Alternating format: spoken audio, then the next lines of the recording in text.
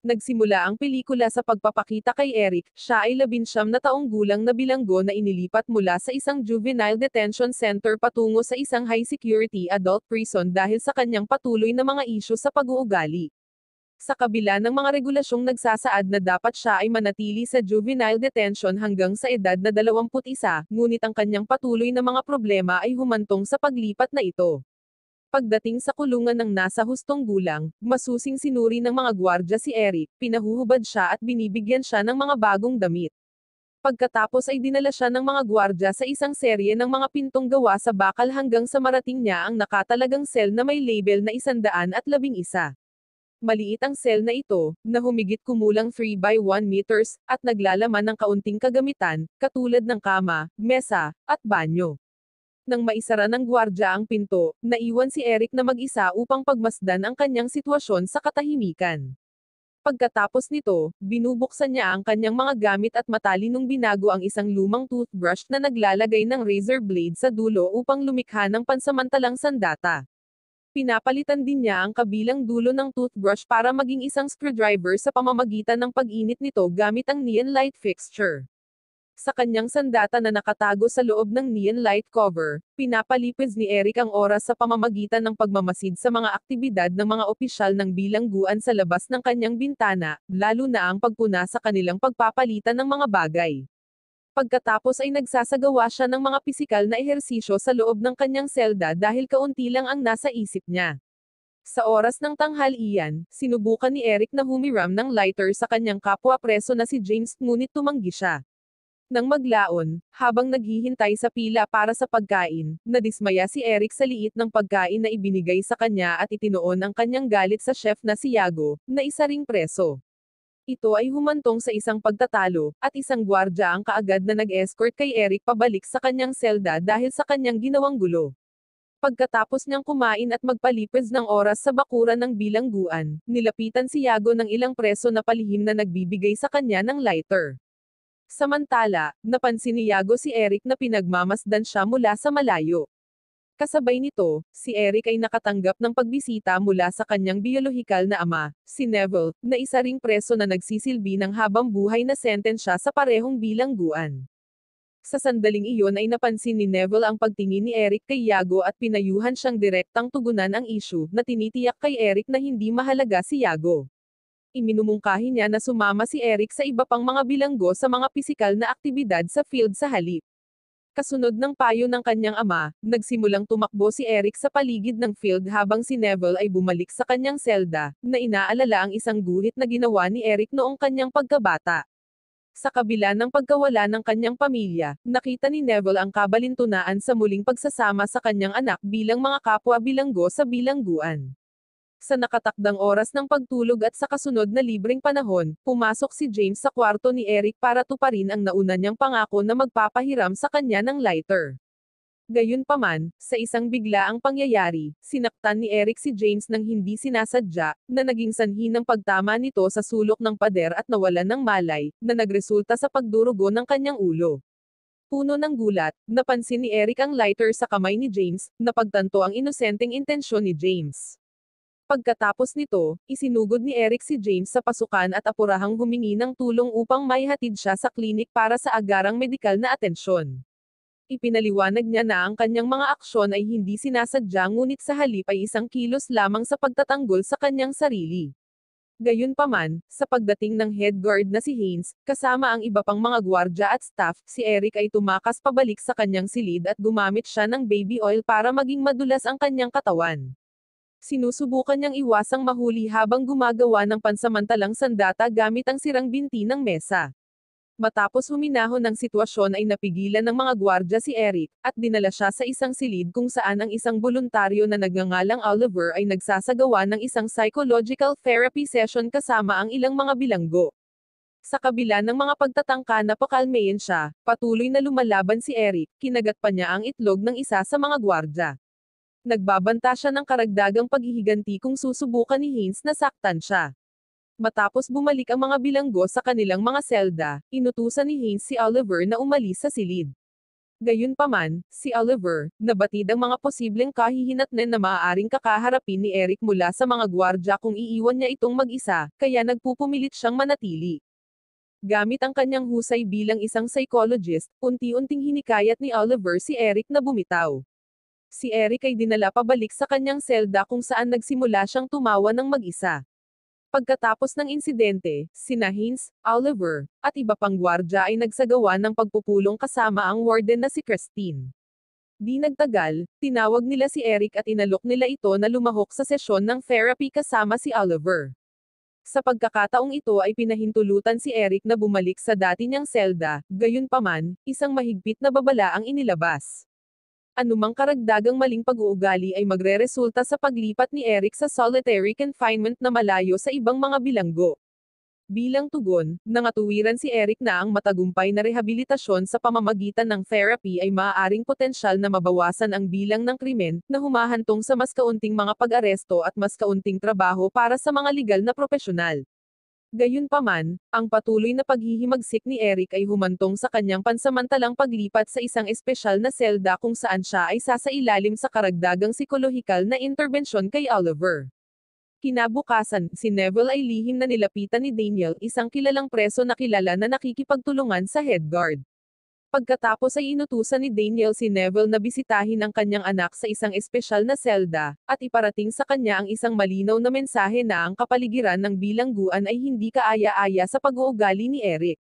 Nang makipagkita si Eric kay Neville sa itinalagang selda, binalaan siya ni Neville tungkol sa mga potensyal na malubhang kahihinatnan dahil sa kanyang patuloy na marahas na pag-uugali, na nagbabala na ang mga awtoridad sa bilangguan ay maaaring gumawa ng matinding mga hakbang at magmukhang si Eric ay gumawa ng isang bagay na hindi maiisip. Nang may luha sa kanyang mga mata, ipinagtapat ni Eric ang kanyang matinding pananabik para sa pagkakaugnay ng pamilya, na inalala ang mga mapayapang sandali ng kanyang pagkabata noong magkasama pa ang kanyang mga magulang. Nang sumunod na araw, bumalik si Eric sa kanyang orihinal na selda sa numero 111, na may mga palatandaan pa rin ng nakaraang alitan na makikita sa mga mantsa ng dugo mula sa insidente na kinasasangkutan ni James at ng mga gwardya.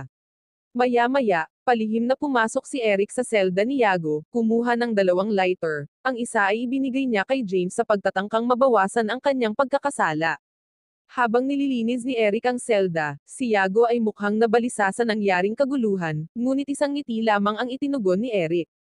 Naghanda si Neville na dalhin si Eric sa therapy. Nakita si Iago na nag-uutos sa isa pang bilanggo na saktan si Eric nang malaman niya ang pagkakasangkot ni Eric sa mga kaguluhan na nangyari sa kanyang selda. Sa sesyon ng therapy kasama si Oliver, nakasalubong ni Eric ang mga kapwa-preso na sina Tyrone, Hassan, Des at Ryan. Sa pagpasok, nagsindi ng sigarilyo si Eric, hindi pinansin ang mga pagtatangka ni Oliver na makialam. Di nagtagal, kinuha ni Neville ang mga sigarilyo at lighter ni Eric, na hinimok siyang sundin ang mga tagubilin ni Oliver. Hinikayat din ni Neville si Oliver na gumawa ng mas mahigpit na diskarte kay Eric upang magtanim ng disiplina, gayunpaman, si Eric ay nanatiling nabalisa, dahilan para sumugod ang mga gwardya sa labas ng therapy room. Pagkatapos nito, pinagbantaan niya sila gamit ang isang ballpen, ngunit nagawa ni Oliver na pakalmayin siya. Pagkatapos ay inihatid si Eric pabalik sa kanyang selda kasama sina Hassan at Tyrone na itinalaga upang subaybayan siya, sa pagkilala sa panganib na dulot ng hindi mahuhulaan na pag-uugali ni Eric. Hindi nagtagal, nakaranas si Eric ng pag-atake na ginawa ng 3 individual na sumusunod sa mga tagubili ni Iago, na nagresulta sa kanyang ulo na puwersahang itinulak sa banyo. Nang masaksihan ang insidente, kaagad na pumagitna si Hassan, hinarap ang mga kasabwat ni Iago at binigyan si Eric ng sabon para linisin ang sarili. Si Hassan, alinsunod sa mga direktiba sa rehabilitasyon ni Oliver, ay nag-alok ng suporta sa mga individual tulad ni Eric na naglalayong tumulong sa kanilang pagpapabuti. Panandaliang nabigla si Eric sa tiwala nina Tyrone at Hassan kay Oliver, ngunit nilinaw nila na si Oliver, na isang voluntaryo, ay itinalaga ang kanyang sarili ng walang bayad, at walang kaugnayan sa mga awtoridad ng bilangguan. Samantala, napansin ni Neville si Eric na bumubuo ng mga bagong koneksyon, na nagudyok sa kanya na bisitahin ang sel ng kanyang anak at mag-alok ng kanyang suporta, kahit na nakaramdam siya ng pagkabalisa tungkol sa kanyang lumiliit na papel sa buhay ni Eric. Sa kaibahan, si Haynes ay nakitang nakikipagpalitan ng sobre sa pinuno ng bilangguan, na si Daniel ng palihim.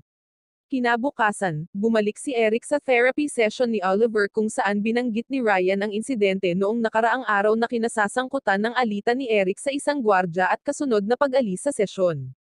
Si Eric, na nalulula sa emosyon, ay biglang nagalit dahil sa presensya ni Des na humantong sa pagtaas ng tensyon sa pagitan ng grupo, na nahati sa mga paksyon alinman sa hindi pagsang-ayon o pagtatanggol sa mga aksyon ni Eric. Habang saglit na nakipagsagupaan si Des kay Hassan, mahusay na namagitan si Tyrone para pigilan ang hindi pagkakaunawaan. Sa pagmamasid sa nangyayaring sitwasyon, nanatiling tahimik si Eric, na kinikilala ang hindi inaasahang suporta na natanggap niya sa kabila ng kanyang mga nakaraang pagkakamali. Samantala, kumilos si Oliver bilang isang tagapamagitan, nagsusumikap na mapanatili ang kapayapaan sa gitna ng tumitinding tensyon. Pagkatapos, pumunta si Eric sa selda ng kanyang ama para sa isang pribadong pag-uusap kung saan nakita niya ang ka-cellmate ni Neville na si Ashley. Di nagtagal, sumali si Neville sa kanila na nagudyok kay Eric na tugunan ang hindi nalutas na mga tensyon sa pagitan nila. Pagkatapos ay nagpahayag si Eric ng pagkadismaya sa mahigpit na diskarte ni Neville sa kanyang panahon sa bilangguan, na binanggit ang kawalan ng empatiya para sa kanyang mga damdamin. Bilang tugon, nagpahayag ng pagkabigo si Neville na nag-iwan kay Eric na naguguluhan sa reaksyon ng kanyang ama, at ito ay naging dahilan upang manatiling tahimik siya sa kanyang silid. Kinabukasan, nakikibahagi si Eric sa pisikal na ehersisyo at pagsasanay sa boxing kasama si Tyrone. Nang maglaon, habang nasa shower si Eric, ngunit bigla siyang inatake ng isa sa mga kaalyado ni Yago na tila may layuning patayin siya. Napagtanto ni Eric na si Yago ang nag-orkestra ng pag-atake. Pagkatapos maligo, kinuha ni Eric ang isang talem ng pang-ahit na nakatago sa ilaw, at hinarap niya si Yago sa kanyang selda upang magtanong kung sino ang nasa likod ng pag-atake sa kanya. Sa kalaunan, inamin ni Yago na siya ay suportado ng isa pang bilanggo, ang pinuno ng bilangguan na si Daniel. Determinado, pinuntahan ni Eric si Daniel sa kanyang silid na natagpuan siyang naglalaro ng chess kasama si Neville. Sa kabila ng kanyang pagnanasa na gumanti, pumagitna si Neville, pinigilan si Eric na kumilos ng pabigla-bigla. Kasabay nito, pinapapunta ni Daniel si Yago sa kanyang selda at pinilit siya na lumipat sa ibang pasilidad.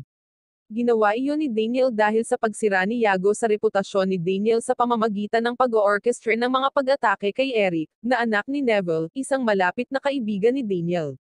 Pagkatapos ng kanilang engkwentro, inimbitahan ni Daniel si Eric para sa isang casual na pag-uusap na nagmumungkahi na dapat iulat ni Eric sa kanya ang anumang mga problema na dumating sa kanyang buhay, na itinatampok ang awtoridad ni Daniel sa loob ng bilangguan. Samantala, nagkaroon ng pribadong pakikipag-usap si Neville kay Oliver na naghatid ng mahigpit na tagubilin.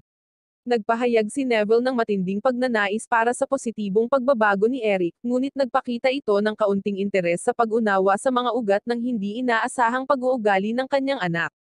Ipinagpatuloy ni Neville ang pagdidikta ng diskarte na dapat gawin ni Oliver sa therapy, na gumagamit ng pananakot at pangungutya. Sa susunod na sesyon ng therapy, ipinakita ni Eric ang mas mahusay na emosyonal na kontrol at nabuo ang mas malapit na ugnayan sa kanyang mga kasama, lalo na sina Tyrone at Hassan. Nagtataka tungkol sa kanilang mga pakikipag-ugnayan, nilapitan ni Neville si Tyrone ng palihim na naghahanap ng pananaw sa kanilang mga talakayan sa sesyon ni Oliver. Dahil sa pag-uusisa, dumalo si Neville sa sesyon ng therapy ngunit sa halip na magbigay ng suporta, ipinahiya niya sa publiko si Eric sa pamamagitan ng paulit-ulit na pagsaway at pagpuna sa kanya. Pagkaalis ni Neville, nahihiya si Eric sa inaasal ng kanyang ama, lalo na sa pag-alala sa mga naunang emosyonal na pagsabog nito. Isa pang kaguluhan ang naganap sa sesyon ni Oliver nang magalit si Ryan ngunit mabilis na naibalik ang kaayusan. Gayunpaman, nasaksihan ni Haynes at Christine ang mga insidenteng ito at inutusan si Oliver na tapusin ang kanyang sesyon. Nagbabala si Christine na ang anumang karagdagang kaguluhan ay magreresulta sa paglipat ni Eric sa isang espesyal na pasilidad ng bilangguan. Sa kabila ng mga pagsisikap ni Oliver na kumbinsihin si Christine, na itinatampok ang positibong pag-uugali ni Eric sa kanyang sesyon, ngunit nanatiling matatag si Christine sa kanyang desisyon na ilipat si Eric sa espesyal na selda. Sa isang pribadong sandali sa banyo, nagpahayag si Haynes ng panghihinayang kay Oliver, na nagmumungkahi na ang mga individual na tulad ni Eric ay hindi na magbabago. Dahil sa pagkabigo nito, saglit na hinarap ni Oliver si Haynes, ibinalik ang kanyang prison badge bilang simbolo ng pagbibitiw. Malinaw na nadama ni Oliver na hindi pinahalagahan ng mga awtoridad ng bilangguan ang kanyang pagsisikap na humantong sa kanya na huminto sa kanyang posisyon dahil naniniwala siya na ang kanyang mga pagsisikap na i-rehabilitate ang mga bilanggo ay walang saysay sa mata ng mga awtoridad ng bilangguan.